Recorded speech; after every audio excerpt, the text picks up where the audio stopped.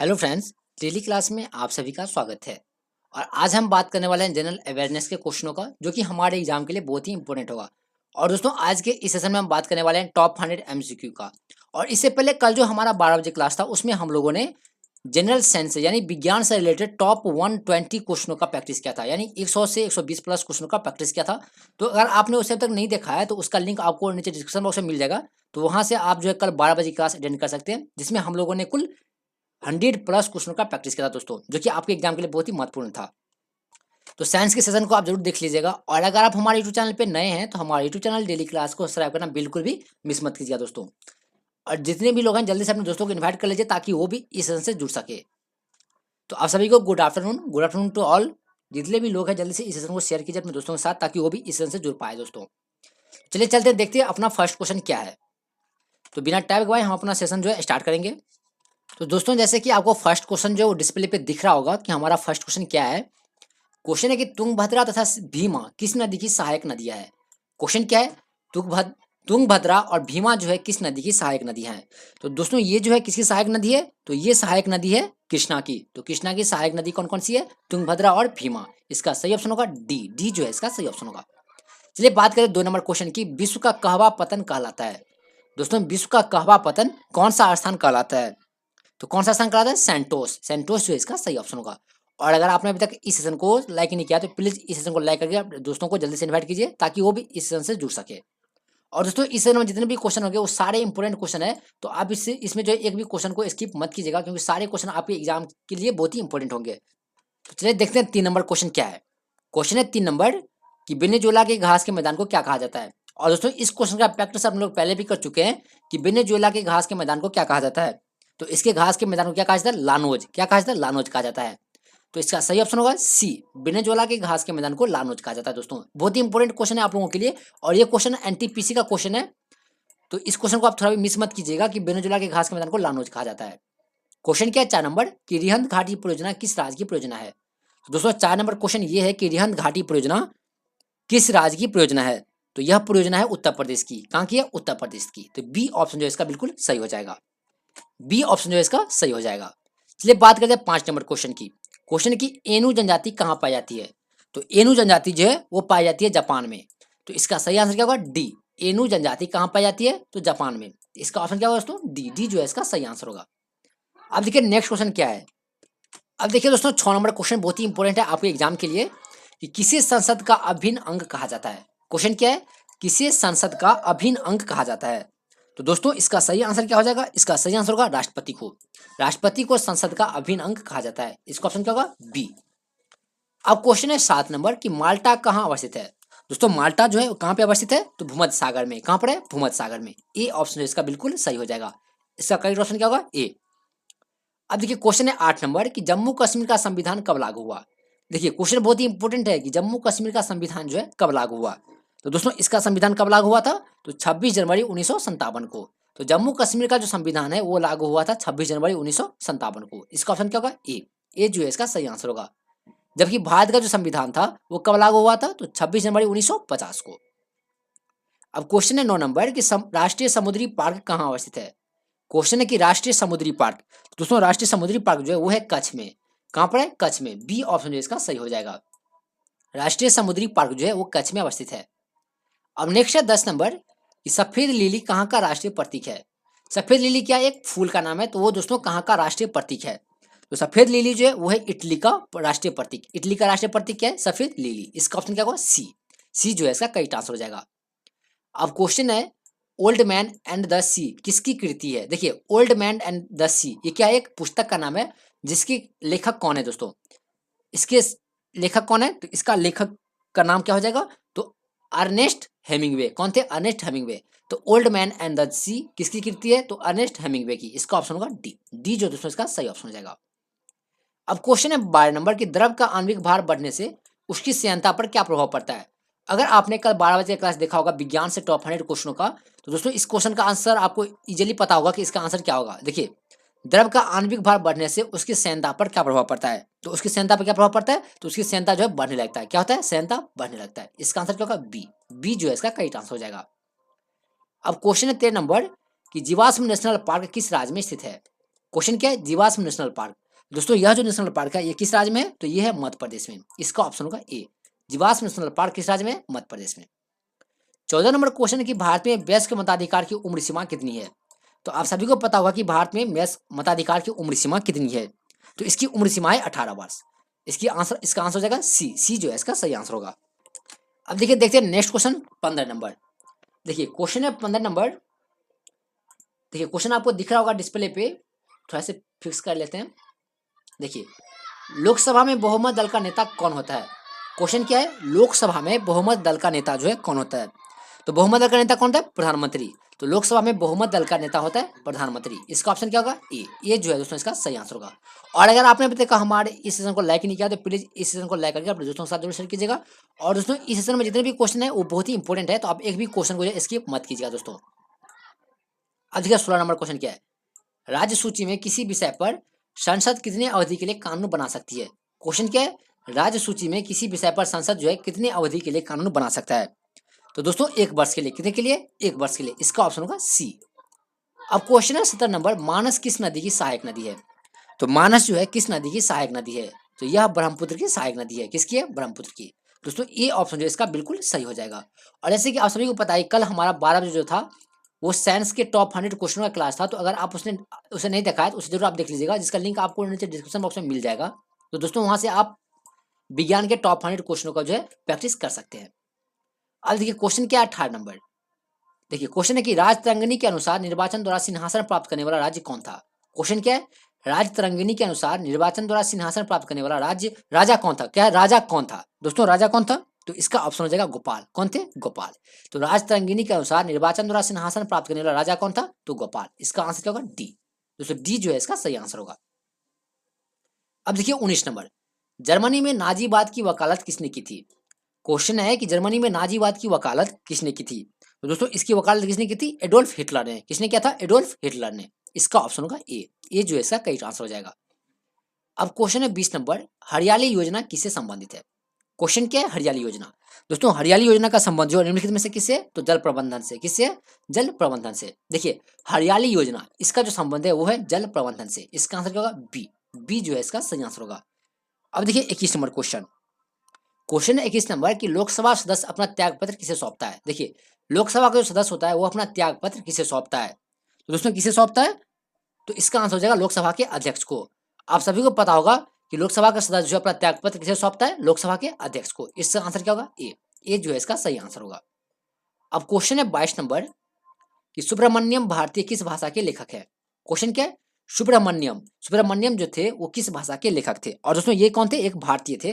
तो ये जो है किस भाषा के लेखक थे, तो ये थे तमिल भाषा के। किस भाषा के, तमिल भाषा के।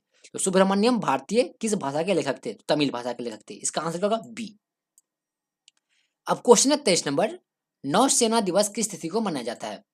बहुत ही इंपॉर्टेंट क्वेश्चन है और बहुत ही इजी क्वेश्चन है आप लोगों के लिए कि नौसेना दिवस जो है वो किस तिथि को मनाया जाता है। तो दोस्तों यह जो मनाया जाता है यह मनाया जाता है 4 दिसंबर को। तो 4 दिसंबर को नौसेना दिवस के रूप में मनाया जाता है। इसका आंसर होगा बी जो है इसका करेक्ट आंसर होगा।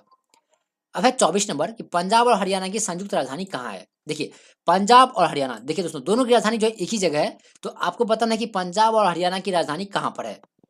तो दोस्तों इन दोनों की राजधानी कहाँ पर है, चंडीगढ़ में। कहाँ पर है, चंडीगढ़ में। इसका ऑप्शन क्या होगा, बी। देखिए पंजाब और हरियाणा की जो राजधानी है वो है चंडीगढ़। इसका आंसर होगा बी जो है इसका सही आंसर होगा। अब देखिए 25 नंबर क्वेश्चन क्या है, टाइगर परियोजना किस वर्ष शुरू की गई थी। टाइगर परियोजना जो है वो किस वर्ष शुरू किया गया था, तो यह शुरू किया गया था 1973 में। तो टाइगर परियोजना जो है वो 1973 में शुरू किया गया था। इसका सही ऑप्शन क्या होगा, सी जो है इसका सही ऑप्शन होगा। अब है 26 नंबर कि विश्व मानवाधिकार दिवस कब मनाया जाता है। क्वेश्चन क्या है, विश्व मानवाधिकार दिवस। दोस्तों यह जो है कब मनाया जाता है, तो यह मनाया जाता है 10 दिसंबर को। और ये क्वेश्चन जो अपने लोग कई बार प्रैक्टिस कर चुके हैं कि विश्व मानवाधिकार दिवस मनाया जाता है 10 दिसंबर को। इसका ऑप्शन क्या होगा, ए जो है इसका करेक्ट आंसर हो जाएगा। दोस्तों ये क्या होगा, इसका करेक्ट आंसर होगा। चलिए अब बात करते हैं 27 नंबर क्वेश्चन की। देखिए क्वेश्चन बहुत ही इंपॉर्टेंट है कि अमेरिका के प्रथम राष्ट्रपति कौन थे। देखिए दोस्तों अमेरिका के जो प्रथम राष्ट्रपति थे वो कौन थे, तो जॉर्ज वाशिंगटन। देखिए जॉर्ज वाशिंगटन जो थे वो अमेरिका के प्रथम राष्ट्रपति थे। तो इसका सही आंसर क्या होगा, डी जो है इसका सही आंसर होगा। अमेरिका के प्रथम राष्ट्रपति कौन थे, तो जॉर्ज वाशिंगटन। जॉर्ज वाशिंगटन जो थे कहाँ के राष्ट्रपति थे प्रथम, तो अमेरिका के। तो इसका सही आंसर क्या होगा, डी। और दोस्तों भारत के जो प्रथम राष्ट्रपति थे वो कौन थे, तो आप जल्दी से कमेंट कीजिए और बताइए भारत के प्रथम राष्ट्रपति कौन थे। तो जल्दी से कमेंट कीजिए और बताइए भारत के प्रथम राष्ट्रपति कौन थे।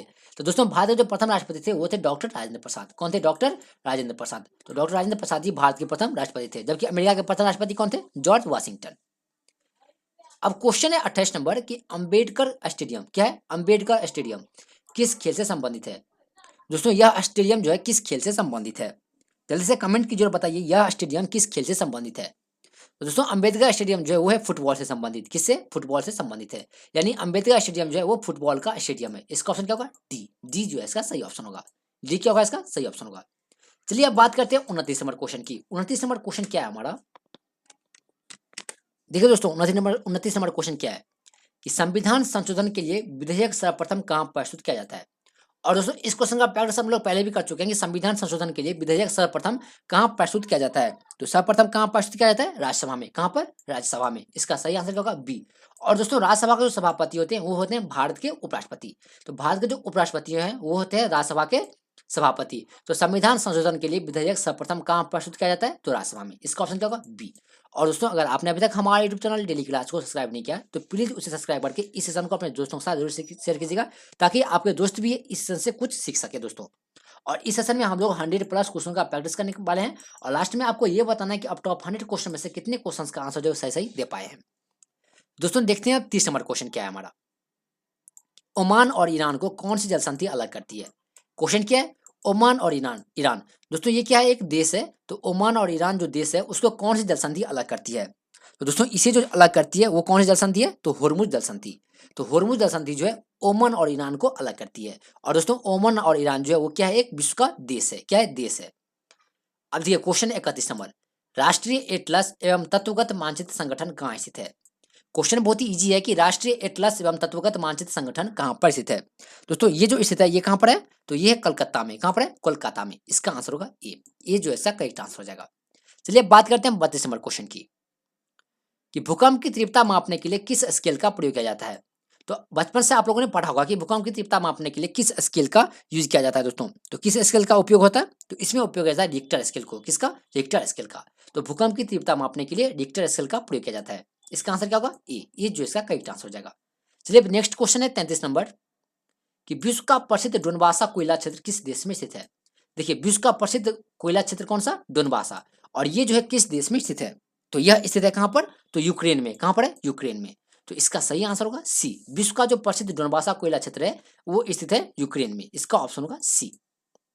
देखिए नेक्स्ट क्वेश्चन है 34 नंबर कि इंदिरा गांधी राष्ट्रीय उड्डयन अकादमी कहाँ स्थित है? और दोस्तों इस क्वेश्चन का प्रैक्टिस हम लोग पहले भी कर चुके हैं कि इंदिरा गांधी राष्ट्रीय उड्डयन अकादमी जो है कहाँ पर स्थित है? तो ये जो स्थित है ये कहाँ पर है? बिल्कुल सही। ये कहाँ पर है? रायबरेली में। कहाँ पर है? रायबरेली में। यानी सी ऑप्शन इसका बिल्कुल सही हो जाएगा। इंदिरा गांधी राष्ट्रीय उड्डयन अकादमी है रायबरेली में। अब है 35 नंबर कि सूर्य ग्रहण में पूर्ण सूर्य ग्रहण की अधिकतम अवधि कितनी होती है? क्वेश्चन है कि सूर्य ग्रहण में पूर्ण सूर्य ग्रहण की अधिकतम अवधि जो है वो कितने समय के लिए होता है? दोस्तों कितने समय के लिए होता है? ये होता है 7 मिनट 40 सेकंड के लिए। कितने के लिए? 7 मिनट 40 सेकंड के लिए। इसका ऑप्शन होगा ए। ये जो है इसका सही ऑप्शन हो जाएगा। अब है 36 नंबर कि पृथ्वी की सारी ऊपरी सतह को क्या कहा जाता है? यानी देखिए पृथ्वी की ऊपरी सतह को सिंपल समझिए कि पृथ्वी की ऊपरी सतह को क्या कहा जाता है? तो आप सभी को पता है कि पृथ्वी की ऊपरी सतह को लिथोस्फीयर कहा जाता है। क्या कहा जाता है? लिथोस्फीयर। तो पृथ्वी की ऊपरी सतह को क्या कहा जाता है? लिथोस्फीयर। इसका सही आंसर होगा बी। बी जो है इसका सही आंसर हो जाएगा।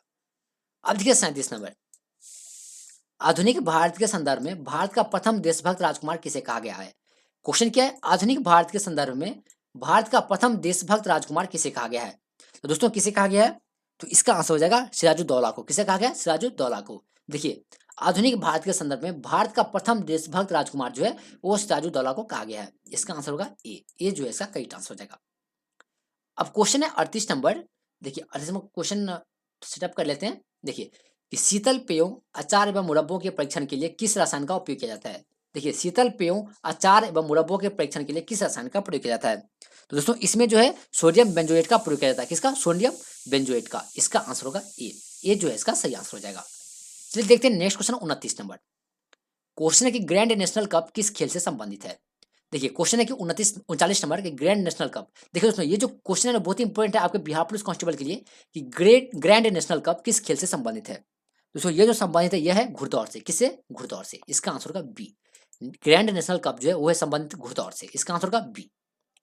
अब क्वेश्चन है ईईजी जांच किससे संबंधित है। क्वेश्चन क्या है ईईजी, यह जो जांच है वो निम्नलिखित में से किससे संबंधित है, यानी मनुष्य के किस अंग से संबंधित है। तो दोस्तों यह जो संबंधित है ये है मस्तिष्क से। किससे? मस्तिष्क से। ईईजी जांच जो है वो किससे संबंधित है? मस्तिष्क से। और दोस्तों ईईजी जो क्या होता है ये आपको कमेंट करके बताना है कि ईईजी का पूरा नाम क्या होता है। ये आपको क्या करना है? कमेंट करके बताना है, जो कि किससे संबंधित है? मस्तिष्क से संबंधित है। दोस्तों ये था हमारा सेट नंबर 1। सेट नंबर 1 में हम लोगों ने 40 क्वेश्चन का प्रैक्टिस किया। अब देखते हैं हम लोग सेट नंबर 2। देखिए दोस्तों, सेट नंबर 2 का क्वेश्चन जो है आपको दिख रहा होगा, यहाँ पे स्क्रीन पे दिख रहा होगा। और अगर आपने अभी तक हमारे यूट्यूब चैनल डेली क्लास को सब्सक्राइब नहीं किया तो प्लीज़ उसे सब्सक्राइब करके अपने दोस्तों के साथ इस सेशन को जरूर शेयर कीजिएगा। और अगर आपने अभी तक हमारे इस सेशन को अभी तक लाइक नहीं किया तो प्लीज़ इसे लाइक कीजिए। और अगर आप हमारे यूट्यूब चैनल पर नए हैं तो प्लीज़ हमारे यूट्यूब चैनल डेली क्लास को सब्सक्राइब कीजिए। क्वेश्चन क्या है हमारा फर्स्ट नंबर कि अलेप्पी बंदरगाह भारत के किस राज्य में स्थित है। क्वेश्चन क्या है? अलेप्पी बंदरगाह। दोस्तों यह जो बंदरगाह है वो भारत के किस राज्य में स्थित है। देखिए बहुत ही इंपॉर्टेंट क्वेश्चन है और इसका आंसर आप सभी को पता होगा कि अलेप्पी बंदरगाह जो कहाँ पर है? केरल में। कहाँ पर है? केरल में। इसका आंसर क्या होगा? ए जो दोस्तों इसका सही आंसर हो जाएगा। ए क्या होगा? इसका सही आंसर होगा।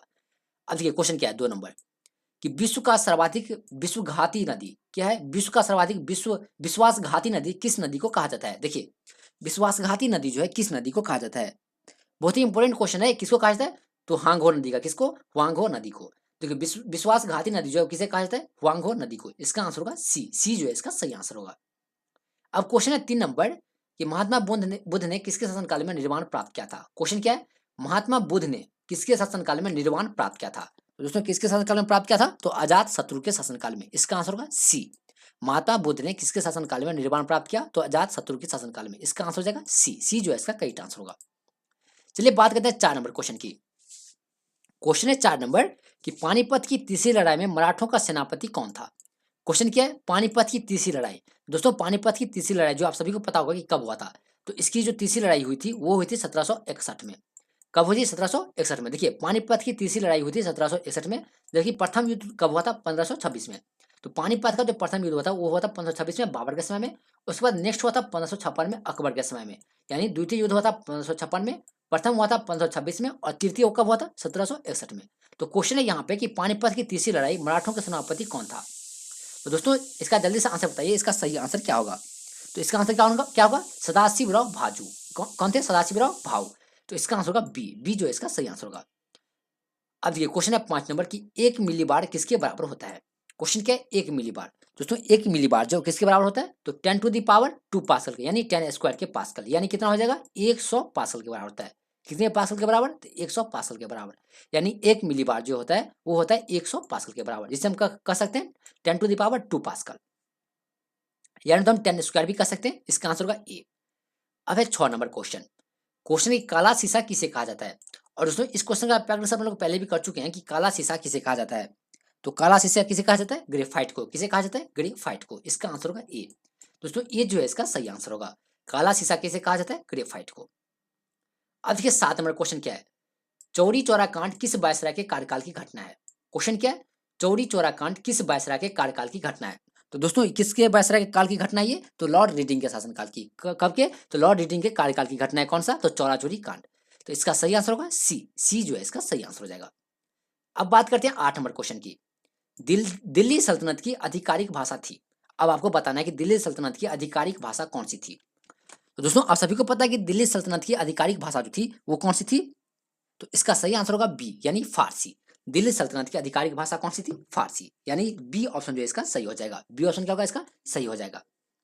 अब बात करते हैं 9 नंबर क्वेश्चन की। टिटनेस को अन्य किस नाम से जाना जाता है। देखिए दोस्तों टिटनेस को जो है अन्य किस नाम से जाना जाता है, यानी इसका मतलब ये है कि टिटनेस को और किस नाम से जाना जाता है। तो टिटनेस को और किस नाम से जाना जाता है? धनुष टंकार के नाम से। किस नाम से? धनुष टंकार के नाम से। यानी टिटनेस का दूसरा नाम क्या है? धनुष टंकार। इसका सही आंसर क्या होगा? ए जो है इसका सही आंसर हो जाएगा। अब बात करते हैं 10 नंबर क्वेश्चन की। देखिए 10 नंबर क्वेश्चन ये है कि शिवाजी के शासनकाल में नियमित सेना को क्या कहा जाता था। क्वेश्चन है कि शिवाजी के शासनकाल में जो है नियमित सेना को क्या कहा जाता था। तो दोस्तों नियमित सेना को पागा कहा जाता था। क्या कहा जाता था? पागा। यानी शिवाजी के शासनकाल में नियमित सेना को पागा कहा जाता था। इसका आंसर होगा डी जो है इसका सही आंसर हो जाएगा। चलिए बात करते हैं 11 नंबर क्वेश्चन की। इस्लामी आचार विचार के कानून को क्या कहा जाता है। क्वेश्चन है कि इस्लामी आचार विचार के कानून को क्या कहा जाता है। दोस्तों क्या कहा जाता है? तो इसे कहा जाता है इसका सही आंसर क्या होगा? इसे क्या कहा जाता है? तो शरीयत कहा जाता है। क्या कहा जाता है? शरीयत। दोस्तों शरीयत क्या है? तो इस्लामी के आचार विचार के कानून को शरीयत कहा जाता है। इसका आंसर क्या होगा? बी। बी जो है इसका सही आंसर हो जाएगा। चलिए बात करते हैं नेक्स्ट क्वेश्चन 12 नंबर की। क्वेश्चन है कि खंग चेंद जोंगा क्या है? खंग चेंद जोगा जोंगा राष्ट्रीय उद्यान किस राज्य में स्थित है? देखिए बहुत ही इंपॉर्टेंट क्वेश्चन है कि खंग चेंद जोंगा राष्ट्रीय उद्यान किस राज्य में स्थित है? दोस्तों यह जो किस राज्य में? सिक्किम राज्य में। किस राज्य में? सिक्किम राज्य में। तो कौन सा राष्ट्रीय उद्यान? खंग चेंद जोंगा। यह उद्यान है सिक्किम में। कहाँ है? सिक्किम में। इसका ये ऑप्शन जो बिल्कुल सही हो जाएगा। ये ऑप्शन क्या होगा इसका? सही हो जाएगा। अब देखिए दोस्तों नेक्स्ट क्वेश्चन है 13 नंबर कि श्रवण बेलगोला में गोमतेश्वर की ऊंची विशाल प्रतिमा का निर्माण किसने करवाया था? देखिए क्वेश्चन क्या है? श्रवण बेलगोला में गोमतेश्वर की ऊंची विशाल प्रतिमा का निर्माण किसने करवाया था? तो जल्दी से कमेंट कीजिए और बताइए इसका सही आंसर क्या होगा। तो इसका आंसर क्या होगा? चामुंड राय ने। किसने करवाया था? चामुंड राय ने। तो श्रवण बेलगोला में गोमतेश्वर की ऊंची विशाल प्रतिमा का निर्माण किसने करवाया था? तो चामुंड राय ने। इसका आंसर होगा डी। डी जो है इसका सही आंसर हो जाएगा। यानी दोस्तों ये था हमारा सेकंड सेट का 13 नंबर क्वेश्चन। अब हम बात करने वाले हैं सेकंड सेट का 14 नंबर क्वेश्चनों का। अब देखिए यहाँ पे आपको 14 नंबर क्वेश्चन दिख रहा होगा कि मराठा राज्य का द्वितीय संस्थापक किसे माना जाता है? क्वेश्चन क्या है? मराठा राज्य का द्वितीय संस्थापक जो है निम्नलिखित में से किसे माना जाता है? दोस्तों इसका आंसर क्या होगा? तो बालाजी विश्वनाथ को। देखिए मराठा राज्य का द्वितीय संस्थापक जो है वो किसे माना जाता है? बालाजी विश्वनाथ को। और दोस्तों इस क्वेश्चन के साथ अगर आपने अभी तक हमारे इस सेशन को लाइक नहीं किया तो प्लीज इस सेशन को लाइक करके अपने दोस्तों के साथ जरूर शेयर कीजिएगा ताकि आपके दोस्त भी जो है इस सेशन से जुड़ सके। और दोस्तों इस सेशन में हम बात करने वाले हैं 100 प्लस क्वेश्चनों का। और आपको लास्ट में ये देखना है कि आप टॉप 100 क्वेश्चनों में से कितने क्वेश्चंस का आंसर जो है सही सही दे पाते हैं। चलिए बात करते हैं 15 नंबर क्वेश्चन की। स्थानीय पवन सिरक्को किस देश में बहती है? सिरक्को सिरक्को क्या है दोस्तों? एक पवन का नाम है, यानी हवा का नाम है। तो स्थानीय पवन सिरक्को जो है वो किस देश में बहती है? तो यह किस देश में बहती है? तो यह बहती है इटली में। कहाँ पर? इटली में। यानी सी ऑप्शन जो है इसका बिल्कुल सही हो जाएगा। सिरक्को पवन जो है किस देश में बहती है? इटली में। यानी इसका ऑप्शन होगा सी। अब क्वेश्चन है 16 नंबर कि जयदेव किसके दरबारी थे? क्वेश्चन क्या है? जयदेव। तो दोस्तों जयदेव जो है वो किसके दरबारी थे? तो ये किसके दरबारी थे? ये थे लक्ष्मण सेन के। किसके दरबारी थे? लक्ष्मण सेन के। यानी जयदेव जो थे वो किसके दरबारी थे? लक्ष्मण सेन के। यानी बी ऑप्शन जो इसका बिल्कुल सही हो जाएगा। करेक्ट ऑप्शन क्या होगा? बी। अब बात करते हैं नेक्स्ट क्वेश्चन 17 नंबर की कि भारत की यात्रा पर आने वाले प्रथम ब्रिटिश सम्राट कौन थे? क्वेश्चन क्या है कि भारत की यात्रा पर आने वाले प्रथम ब्रिटिश सम्राट कौन थे? दोस्तों प्रथम ब्रिटिश सम्राट कौन थे? तो इसका आंसर हो जाएगा जॉर्ज पंचम। कौन थे? जॉर्ज पंचम। तो भारत की यात्रा पर आने वाले प्रथम ब्रिटिश सम्राट कौन थे? जॉर्ज पंचम। सी ऑप्शन जो इसका बिल्कुल सही हो जाएगा। और दोस्तों कल 12 बजे जो था वो हमारा सामान्य विज्ञान का टॉप 100 क्वेश्चन का क्लास था। अगर आपने उसे नहीं देखा है तो उसका लिंक आपको नीचे डिस्क्रिप्शन बॉक्स में मिल जाएगा। तो वहां से आप जो कल 12 बजे का यानी कल जो 12 बजे क्लास हुआ था साइंस का, तो उसका क्लास जो है आप देख सकते हैं। जिसका लिंक आपको कहाँ मिलेगा? नीचे डिस्क्रिप्शन बॉक्स में, या तो ऊपर आई बटन पर क्लिक करके आप जो है उस वीडियो को देख सकते हैं। देखिए क्वेश्चन क्या है 18 नंबर कि छाया में उगने वाले पौधे को क्या कहलाता है? क्वेश्चन क्या है? छाया में उगने वाले पौधे को क्या कहा जाता है दोस्तों? तो देखिए इसका आंसर क्या हो जाएगा? छाया में जो पौधे उगते हैं उसे क्या कहा जाता है? तो उसे क्या कहा जाता है? तो सियोफाइटस कहा जाता है। क्या कहा जाता है? सियोफाइटस। यानी छाया में उगने वाले पौधे को सियोफाइटस कहा जाता है। इसका आंसर क्या होगा? डी। डी जो है इसका सही आंसर होगा। अब क्वेश्चन है 19 नंबर कि सामान्यतः पृथ्वी में फेंके हुए प्रक्षेप के मार्ग का आकार कैसा होता है? क्वेश्चन क्या है? सामान्यतः पृथ्वी से फेंके गए प्रक्षेप के मार्ग का आकार कैसा होता है? दोस्तों इसका आकार कैसा होता है? तो इसका आकार होता है प्रवलयाकार। कैसा होता है? परवलयाकार होता है। इसका आंसर होगा डी। डी जो है इसका सही आंसर होगा। कैसा आकार होता है इसका? परवलयाकार। इसका आंसर होगा डी। अब क्वेश्चन है 20 नंबर कि गुजरात में खेरा के किसान आंदोलन का नेतृत्व किसने किया था? क्वेश्चन क्या है? गुजरात में खेरा के किसान आंदोलन का नेतृत्व निम्नलिखित में से किसने किया था? तो इसका नेतृत्व करने वाले कौन थे? महात्मा गांधी। कौन थे? महात्मा गांधी। यानी डी ऑप्शन जो इसका बिल्कुल सही हो जाएगा। यानी देखिए गुजरात में जो खेरा के किसान आंदोलन का नेतृत्व हुआ था वो किसने किया था? महात्मा गांधी ने। अब है 21 नंबर बांस किस रूप में वर्गीकृत है? अब यहाँ पे आपको बताना है कि बांस जो है किस रूप में वर्गीकृत है। अभी तक का सबसे इजी क्वेश्चन है कि बांस किस रूप में वर्गीकृत है। तो दोस्तों बांस जो है वो किस रूप में वर्गीकृत है? तो घास के रूप में। किसके रूप में? घास के रूप में। इसका सही ऑप्शन होगा सी। बांस किस रूप में वर्गीकृत है? घास के रूप में। यानी देखिए बांस जो है वो घास का एक प्रजाति है, इसलिए इसका आंसर होगा सी। सी जो है इसका करेक्ट आंसर होगा। अब देखिए 22 नंबर क्वेश्चन क्या है कि दिल्ली अभी दूर है यह कथन किसका है? देखिए अब आपको बताना है कि दिल्ली अभी दूर है किसने कहा था। तो दिल्ली अभी दूर है यह कथन जो है निम्नलिखित में से किसका है? जल्दी से कमेंट कीजिए, बताइए इसका सही आंसर क्या होगा। तो दोस्तों दिल्ली अभी दूर है यह कथन किसका है? तो यह कथन किसका है? निजामुद्दीन औलिया का। किसका है? निजामुद्दीन औलिया का। यानी इसका सही ऑप्शन क्या होगा? बी। बी जो है इसका सही आंसर होगा। अब क्वेश्चन है 23 नंबर कि ओम नमो भगवती वासुदेवाय किस संप्रदाय के प्रमुख मंत्र है? क्वेश्चन क्या है? ओम नमो भगवती वासुदेवाय किस संप्रदाय के प्रमुख मंत्र है? तो जल्दी से कमेंट कीजिए, बताइए इसका सही आंसर क्या होगा। दोस्तों 23 नंबर का सही आंसर क्या होगा? तो इसका आंसर हो जाएगा वैष्णव संप्रदाय का। किस संप्रदाय का मंत्र है ये? तो वैष्णव संप्रदाय का। इसका ऑप्शन क्या होगा? बी। बी जो है इसका सही ऑप्शन हो जाएगा। अब बात करते हैं 24 नंबर क्वेश्चन की। शरीर में निकलने वाला विषैला पदार्थ निम्नलिखित में से कौन सा है? क्वेश्चन क्या है? शरीर में निकलने वाला, यानी देखिए शरीर से जो विषैला पदार्थ निकलता है वो निम्नलिखित में से कौन सा है? जल्दी से कमेंट कीजिए और बताइए इसका सही आंसर क्या होगा। शरीर से निकलने वाला विषैला पदार्थ निम्नलिखित में से कौन सा है? तो वह पदार्थ कौन सा है? अमोनिया। कौन सा है? अमोनिया। तो शरीर से निकलने वाला विषैला पदार्थ कौन सा है? अमोनिया, यानी सी ऑप्शन जो इसका बिल्कुल सही हो जाएगा। हमारा करेक्ट ऑप्शन क्या होगा? सी। अब क्वेश्चन है 25 नंबर की हरित लवक की खोज किसने की थी? क्वेश्चन क्या है? हरित लवक की खोज। तो जल्दी जल्दी से कमेंट कीजिए और बताइए हरित लवक की खोज किसने की थी। और ये बहुत ही इजी क्वेश्चन है आप लोगों के लिए कि हरित लवक की खोज किसने की थी। जल्दी से कमेंट कीजिए और बताइए हरित लवक की खोज किसने की थी। तो दोस्तों इसके खोजकर्ता कौन थे? तो सिम्बर कौन थे? सिम्बर। तो सिम्बर ने हरित लवक की खोज की थी। इसका ऑप्शन क्या होगा? ए जो है इसका सही ऑप्शन होगा। अब नेक्स्ट क्वेश्चन है 26 नंबर कि शिमला के सन्यासी के रूप में कौन विख्यात है? क्वेश्चन क्या है? शिमला के सन्यासी के रूप में। तो दोस्तों यहाँ पे देखिए ऑप्शन दिया गया है शिमला के सन्यासी के रूप में कौन विख्यात है। यहाँ पे क्वेश्चन ऑप्शन है कि एनी बेसेंट, ए ओ ह्यूम, जॉर्ज यूले और सच्चिदानंद साय। तो आपको क्या बताना है कि शिमला के सन्यासी के रूप में कौन विख्यात है। जल्दी से कमेंट कीजिए और बताइए इसका सही आंसर क्या होगा। तो दोस्तों इसका आंसर होगा बी, यानी ए ओ ह्यूम। देखिए शिमला के सन्यासी के रूप में कौन विश्व विख्यात है? तो ए ओ ह्यूम। और ए ओ ह्यूम जो थे वो कौन थे? तो कांग्रेस के संस्थापक थे। कांग्रेस के संस्थापक थे। और कांग्रेस की स्थापना कब की थी उन्होंने? तो 1885 ईस्वी में। और इसे जो है दोस्तों क्या कहा जाता है?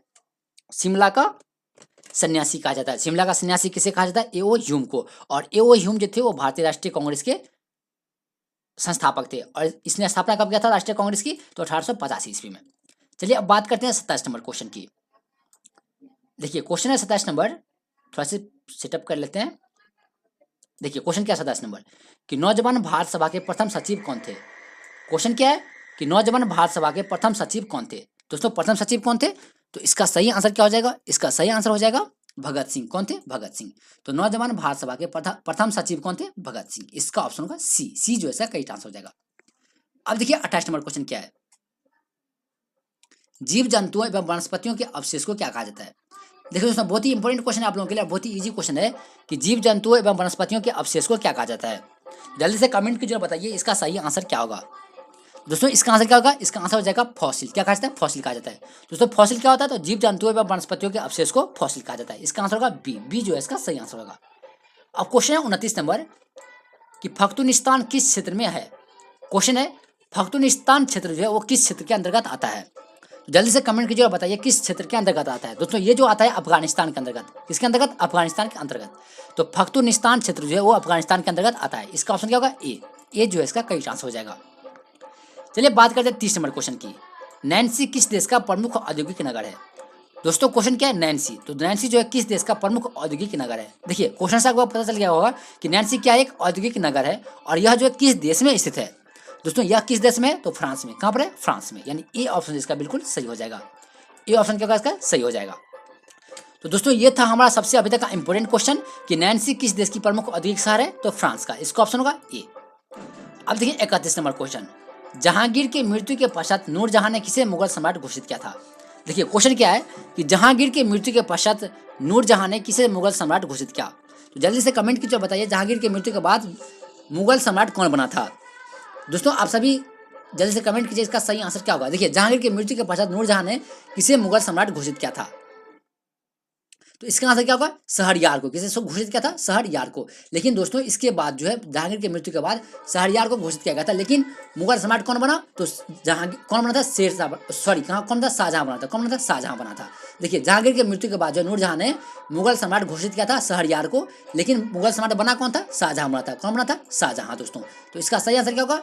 ये जो है इसका सही आंसर होगा। देखिए जहांगीर की मृत्यु के पश्चात शहरयार को जो घोषित किया था, लेकिन बना कौन? शाहजहां। कौन बना? शाहजहां।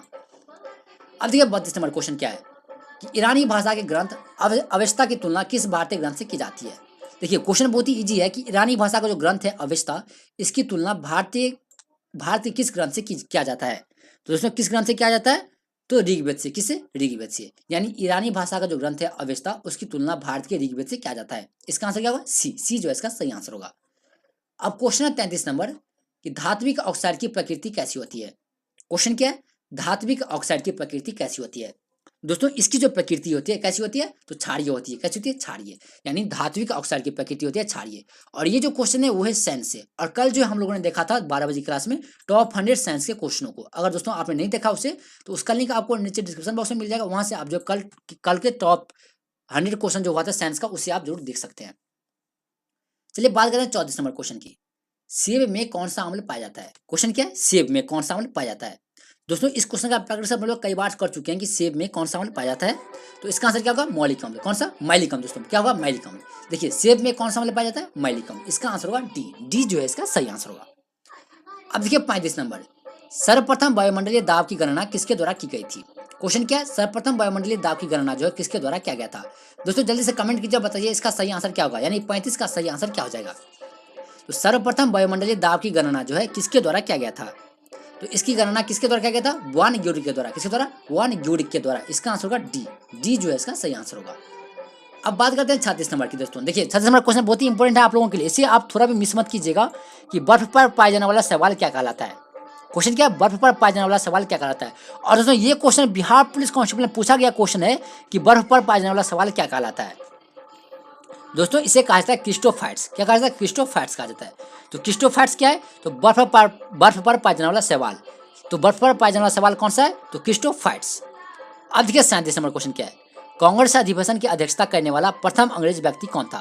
क्वेश्चन क्या है, कांग्रेस अधिवेशन की अध्यक्षता करने वाला प्रथम अंग्रेज व्यक्ति कौन था। और दोस्तों इस क्वेश्चन को आप वीवीएम मान के चलेगा, और ये क्वेश्चन आपके बिहार पुलिस एग्जाम के लिए बहुत ही इंपॉर्टेंट है कि कांग्रेस अधिवेशन की अध्यक्षता करने वाला प्रथम अंग्रेज व्यक्ति कौन था। जल्दी से कमेंट कीजिए, प्रथम अंग्रेज व्यक्ति कौन था, तो जॉर्ज यूले। कौन था, जॉर्ज यूले, यानी डी ऑप्शन जो इसका बिल्कुल सही हो जाएगा। डी ऑप्शन इसका सही हो जाएगा।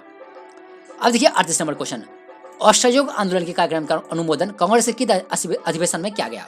कांग्रेस की क्वेश्चन क्या है, असहयोग आंदोलन के कार्यक्रम का अनुमोदन कांग्रेस के किस अधिवेशन में किया गया। दोस्तों किस अधिवेशन में किया गया था, तो ये किया गया था नागपुर अधिवेशन में। किसमें, नागपुर अधिवेशन में, यानी सी ऑप्शन इसका बिल्कुल सही हो जाएगा। सी ऑप्शन क्या होगा इसका सही हो जाएगा। अब है 39 number question, all India trade union Congress की स्थापना किस वर्ष हुई थी। क्वेश्चन क्या है, all India trade union Congress की स्थापना किस वर्ष हुई थी।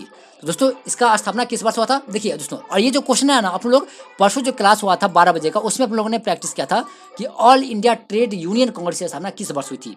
तो आई होप कि इसका आंसर आप सभी को पता होगा कि इसका सही आंसर क्या होगा। दोस्तों इसका स्थापना हुआ था 1920 में। कब हुआ था, 1920 में, यानी बी ऑप्शन इसका सही हो जाएगा। और दोस्तों ये हमारा सेकंड सेशन का लास्ट क्वेश्चन था, यानी सेकंड सेट का लास्ट क्वेश्चन था। ये था 39 नंबर क्वेश्चन, और फर्स्ट में हम लोगों ने प्रैक्टिस किया था कुल 40 क्वेश्चन का। अब हम बैटल करने वाले हैं थर्ड सेट का। अब देखते हैं हमारा थर्ड सेट का फर्स्ट क्वेश्चन क्या है। तो देखिए दोस्तों, यहाँ पे आप थर्ड सेट का फर्स्ट क्वेश्चन देख सकते हैं। और अगर आपने अभी तक हमारे यूट्यूब चैनल डेली क्लास को सब्सक्राइब नहीं किया तो प्लीज़ उसे सब्सक्राइब करके अपने दोस्तों के साथ जरूर शेयर कीजिएगा इस सेशन को। और दोस्तों इस सेशन को लाइक करना बिल्कुल भी मिस मत कीजिएगा।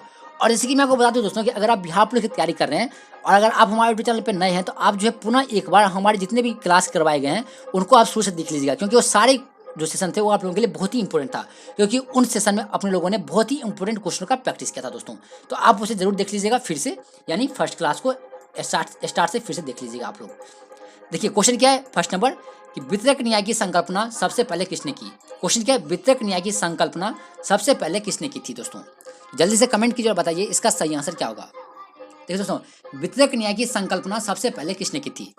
तो सबसे पहले किसने किया था दोस्तों, जल्दी से कमेंट कीजिए और बताइए इसका सही आंसर क्या होगा। फर्स्ट का आंसर क्या होगा, तो अरस्तु ने। किसने किया था, अरस्तु ने, यानी बी ऑप्शन इसका बिल्कुल सही हो जाएगा। बी क्या होगा इसका सही ऑप्शन होगा। अब क्वेश्चन है 2 नंबर, यानी सेट 3 का, यानी सेट 3 का सेकंड नंबर क्वेश्चन है, राइट। स्वामीनाथन समिति का संबंध किससे है। क्वेश्चन क्या है, स्वामीनाथन समिति का संबंध। दोस्तों जल्दी से कमेंट कीजिए और बताइए स्वामीनाथन समिति का संबंध जो है निम्नलिखित में से किससे है।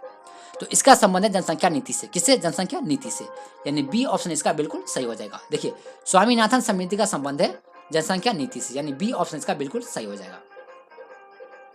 अब क्वेश्चन है 3 नंबर, कि 13 ताली किस राज्य का लोक नृत्य है। देखिए दोस्तों बहुत इंपॉर्टेंट क्वेश्चन आप लोगों के लिए, और ये बिहार पुलिस लेडी कांस्टेबल में पूछा गया है कि 13 ताली किस राज्य का लोक नृत्य है। जल्दी से कमेंट कीजिए और बताइए 13 ताली किस राज्य का लोक नृत्य है।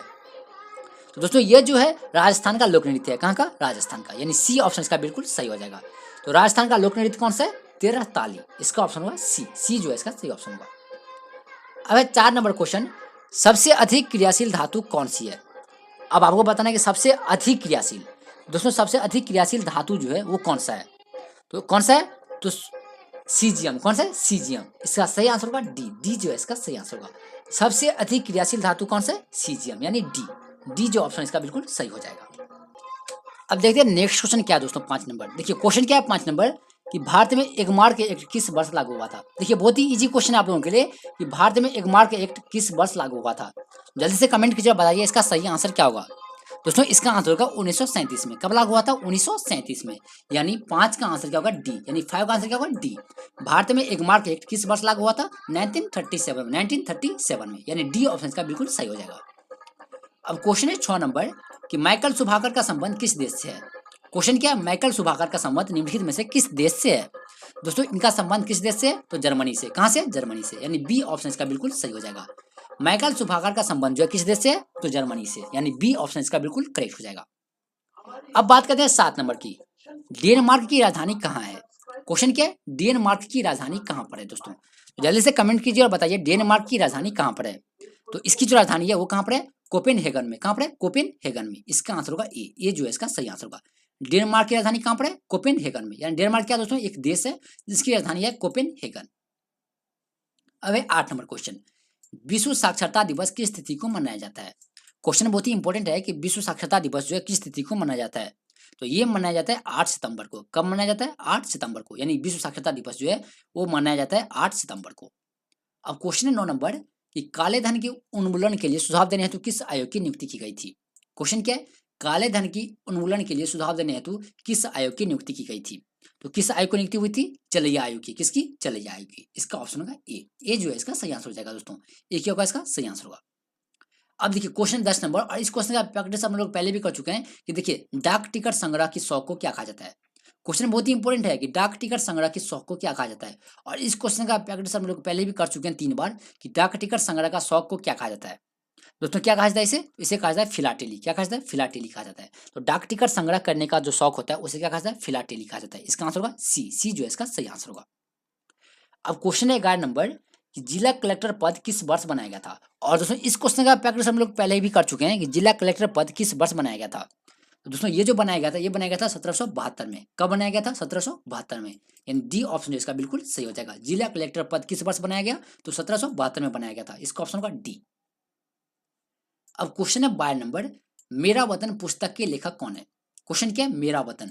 दोस्तों मेरा वतन पुस्तक के लेखक कौन है। तो दोस्तों इसके लेखक कौन है? तो इसके लेखक है विष्णु प्रभाकर। कौन है? विष्णु प्रभाकर। इसका ऑप्शन होगा सी। मेरा वतन पुस्तक के लेखक कौन है? विष्णु प्रभाकर। यानी सी ऑप्शन इसका बिल्कुल सही हो जाएगा। अब क्वेश्चन है 13 नंबर, कि गोल्ड पर्वत कहाँ स्थित है। क्वेश्चन क्या है? गोल्ड पर्वत। तो दोस्तों गोल्ड पर्वत जो है कहाँ पर स्थित है? तो ये स्थित है अमेरिका में। कहाँ पर है? अमेरिका में। यानी ए ऑप्शन जो इसका बिल्कुल सही हो जाएगा। गोल्ड पर्वत कहाँ स्थित है? अमेरिका में। अब बात करते हैं 14 नंबर क्वेश्चन की, नेपाल के प्रथम राष्ट्रपति कौन थे। ये दोस्तों आपको बहुत ही इजी क्वेश्चन मिल रहा है, कि नेपाल के प्रथम राष्ट्रपति कौन थे। यानी हमारे जो पड़ोसी देश है नेपाल, उनके प्रथम राष्ट्रपति कौन थे। जैसे कि आप सभी को पता है कि भारत के प्रथम राष्ट्रपति कौन थे? डॉक्टर राजेंद्र प्रसाद। उसी प्रकार नेपाल के प्रथम राष्ट्रपति कौन थे? तो नेपाल के जो प्रथम राष्ट्रपति थे वो थे रामवरण यादव। और उसमें इस क्वेश्चन का प्रयास हम लोग पहले भी कर चुके हैं, कि नेपाल के प्रथम राष्ट्रपति कौन थे? रामवरण यादव। कौन थे? रामवरण यादव। यानी 14 का आंसर होगा ए। ए जो है इसका सही आंसर होगा। और भारत के प्रथम राष्ट्रपति कौन थे? डॉक्टर राजेंद्र प्रसाद। जबकि नेपाल के प्रथम राष्ट्रपति कौन थे? रामवरण यादव। और अमेरिका के प्रथम राष्ट्रपति कौन थे? तो जॉर्ज वाशिंगटन। दोस्तों ये थे आपके बहुत ही इंपॉर्टेंट क्वेश्चन, तो इसे आप थोड़ा भी मिस मत कीजिएगा। अब चलते हैं नेक्स्ट क्वेश्चन 15 नंबर देखते हैं क्या है। तो दोस्तों जैसे कि आपको स्क्रीन पे 15 नंबर क्वेश्चन दिख रहा होगा, और अगर आपने अभी तक हमारे इस सेशन को लाइक नहीं किया तो प्लीज इस सेशन को लाइक करके अपने दोस्तों को जरूर शेयर कीजिएगा, ताकि आपके जो दोस्त भी जो है इस सेशन से जुड़ सके। देखिए 15 नंबर क्वेश्चन क्या है? बक्सा बाग परियोजना। क्वेश्चन क्या है? बक्सा बाग परियोजना भारत के किस राज्य में स्थित है। देखिए बहुत ही इंपॉर्टेंट क्वेश्चन है आप लोगों के लिए, कि बक्सा बाग परियोजना भारत की किस राज्य में स्थित है। तो दोस्तों यह भारत के किस राज्य में? पश्चिम बंगाल में। कहाँ पर है? पश्चिम बंगाल में। यानी सी ऑप्शन जिसका बिल्कुल सही हो जाएगा। बक्सा बाग परियोजना भारत के किस राज्य में? तो पश्चिम बंगाल में। अब है 16 नंबर क्वेश्चन। देखिए 16 नंबर क्वेश्चन क्या है? पुस्तक द व्हाइट टाइगर किसने लिखा। क्वेश्चन क्या है? पुस्तक है कौन सा? तो द व्हाइट टाइगर। इसके लेखक कौन है दोस्तों? इसके लेखक कौन है? तो इसके लेखक हैं अरविंद अडिगा। कौन है? अरविंद अडिगा। तो द व्हाइट टाइगर किसने लिखा है? तो अरविंद अडिगा ने। इसका ऑप्शन होगा सी। सी जो है इसका सही ऑप्शन हो जाएगा। चलिए बात करते हैं 17 नंबर क्वेश्चन की।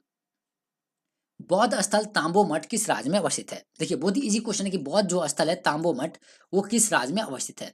तो यह किस राज्य में? तो यह है हिमाचल प्रदेश में। किस राज्य में? हिमाचल प्रदेश में। और दोस्तों हिमाचल प्रदेश की राजधानी कौन सी है? शिमला।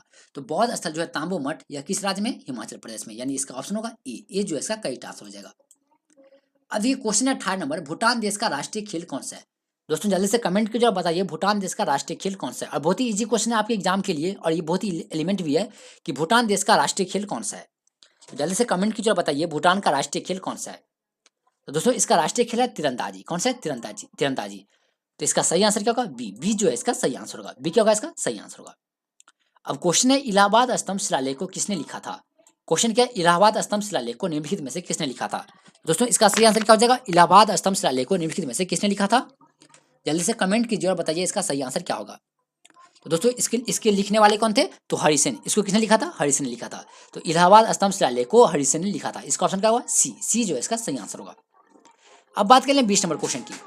भारतीय सर्वेक्षण विभाग का मुख्यालय कहाँ पर है? क्वेश्चन क्या है? भारतीय सर्वेक्षण विभाग का मुख्यालय जो है कहाँ पर स्थित है? दोस्तों इसका जो मुख्यालय है वो कहाँ पर है? तो इसका मुख्यालय है देहरादून में। कहाँ पर है? देहरादून में। यानी ए ऑप्शन जो इसका बिल्कुल सही हो जाएगा।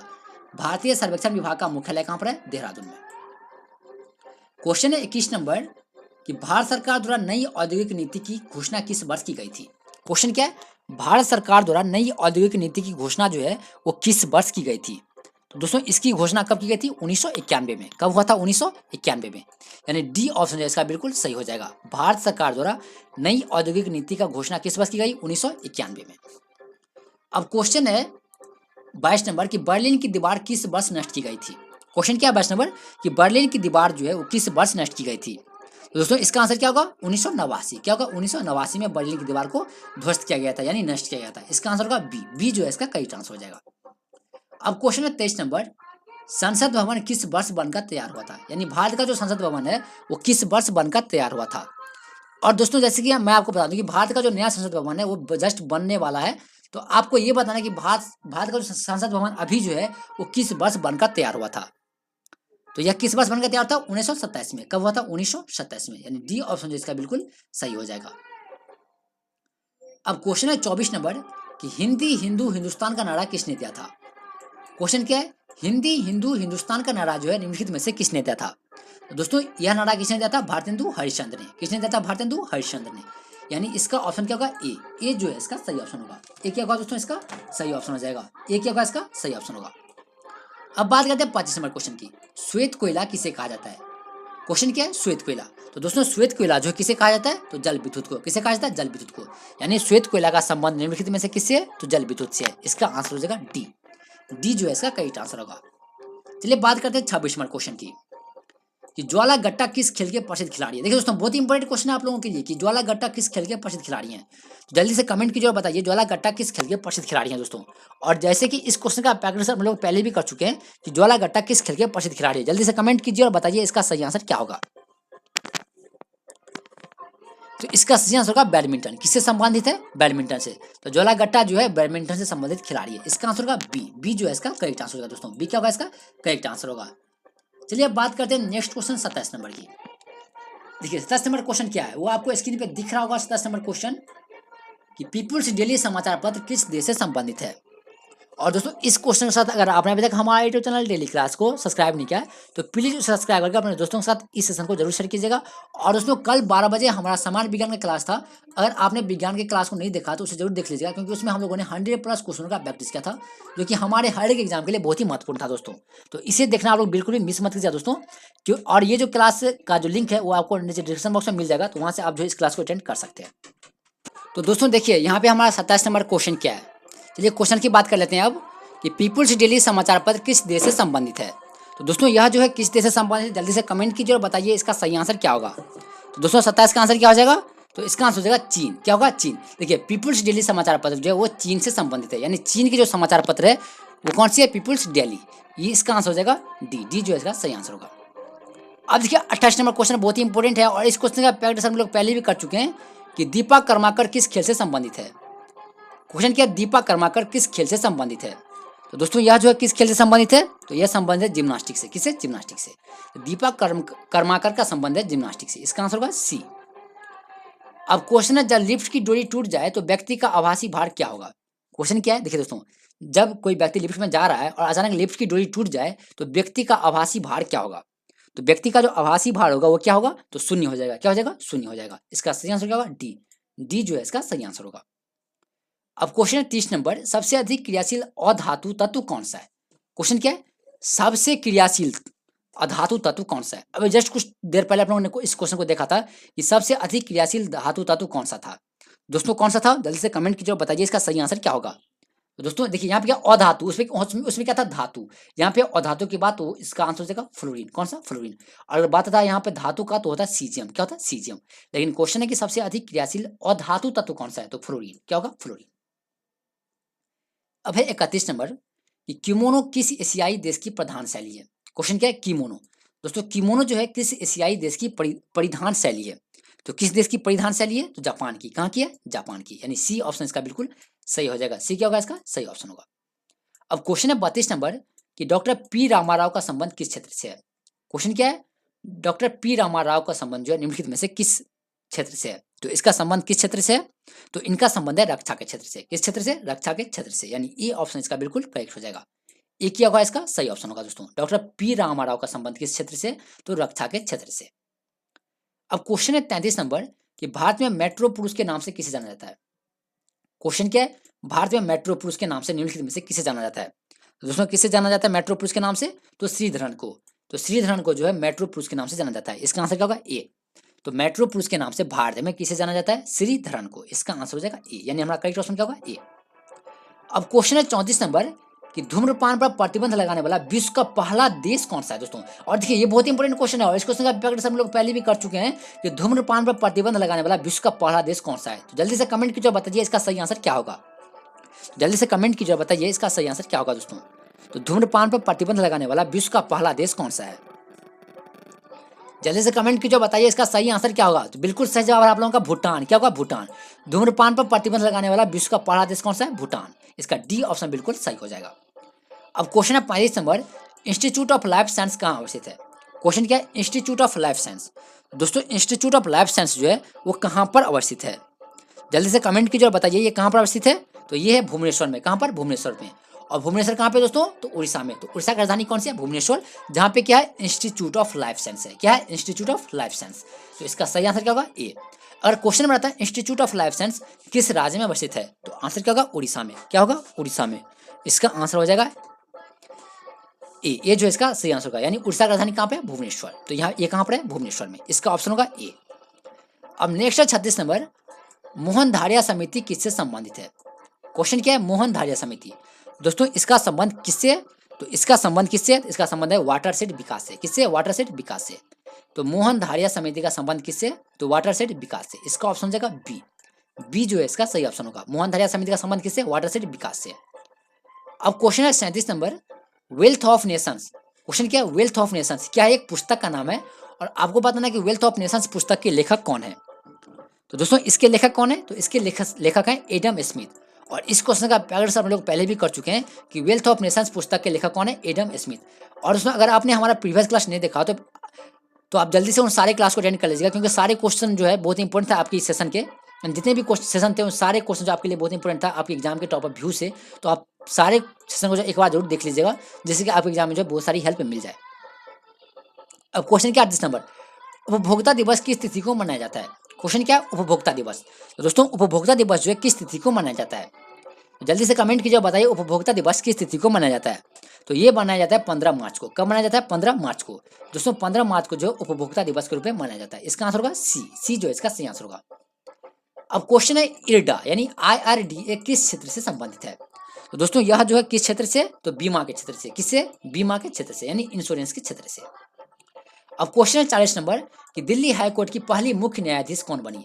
और ये क्वेश्चन आप लोग पहले भी प्रैक्टिस कर चुके हैं कि दिल्ली हाई कोर्ट की पहली महिला मुख्य न्यायाधीश कौन बनी थी। जल्दी से कमेंट कीजिए, बताइए इसका सही आंसर क्या होगा। तो दोस्तों दिल्ली हाई कोर्ट की जो पहली महिला मुख्य न्यायाधीश थी वो थी गोरला रोहानी। कौन थी? गोरला रोहानी। और दोस्तों ये था आज के इस सेशन का लास्ट क्वेश्चन। और इस सेशन में हम लोग कुल कितने क्वेश्चन का देखिए, इस सेशन में 40, उसके बाद 39 और उसके बाद फिर 40, यानी 40 से 180 यानी 119 क्वेश्चन का प्रैक्टिस किया है। और आपको कमेंट करके बताना है कि आप 119 क्वेश्चन में से कितने क्वेश्चन का आंसर जो सही से दिया है, वो आपको क्या कहना है, कमेंट करके बताना है। और अगर आपने अभी तक हमारे यूट्यूब चैनल डेली क्लास को सब्सक्राइब नहीं किया है, तो प्लीज़ इसे सब्सक्राइब करके इस सेशन को अपने दोस्तों के साथ जरूर शेयर कीजिएगा दोस्तों। और अगर आपने प्रीवियस क्लास को नहीं देखा तो प्लीज़ उसे जरूर देख लीजिएगा। और कल हमारा 12 बजे जो था विज्ञान का क्लास था, यानी जिसमें हम लोगों ने टॉप 100 क्वेश्चन का प्रैक्टिस किया था। अगर आप उस क्लास को नहीं देखा है तो उसका लिंक आपको डिस्क्रिप्शन बॉक्स में मिल जाएगा, वहाँ से आप जो विज्ञान के टॉप 100 क्वेश्चन का क्लास देख सकते हैं दोस्तों। चलिए मिलेंगे आप नेक्स्ट क्लास में दोस्तों।